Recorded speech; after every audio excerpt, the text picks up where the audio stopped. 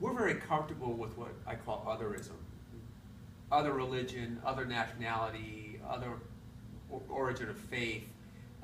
We have to finally come to grips with this challenge that countries around the world have had for decades, if not centuries, that the biggest threat we have are the people who live here, that were born here, are our citizens.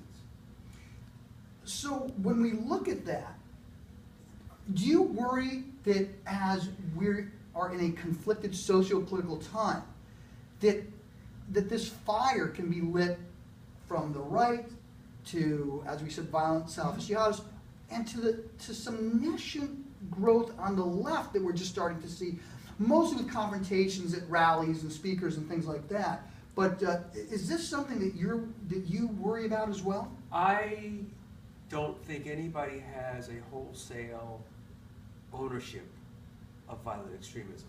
I think it could be lit on the left. I think it could be lit on the right. This is a very, very dangerous time.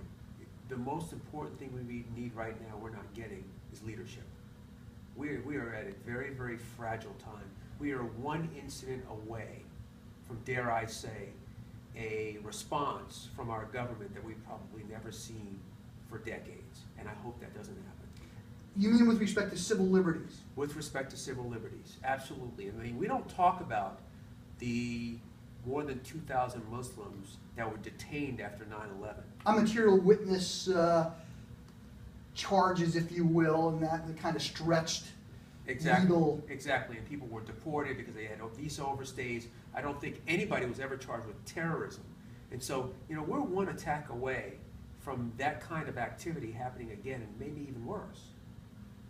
This is scary stuff. Is there anything else that you would like to tell us from your travels around the world dealing with extremism and radicalism that you think an audience should listen to? I think an audience should come to grips with the fact that we cannot arrest our way out of this problem. We have got to sit down. We have got to come up with legislation and policies and programs that address people that are on the beginning stages of what we call radicalization.